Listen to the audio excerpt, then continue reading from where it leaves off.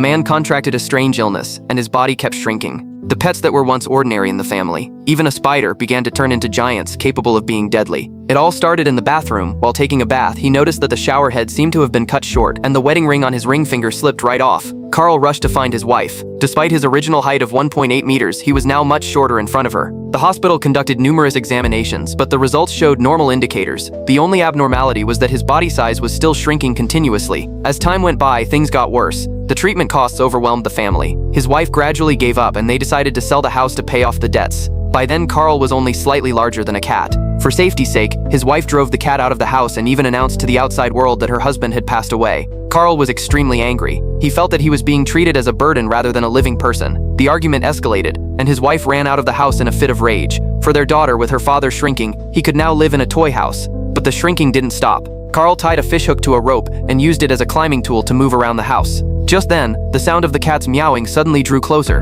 To him, it was like a huge beast. The fishhook also scratched his waist, and blood seeped out immediately. The cat crouched down, licking its lips, assuming a hunting posture. Carl had no time to return to his room, so he grabbed a sewing needle and started running.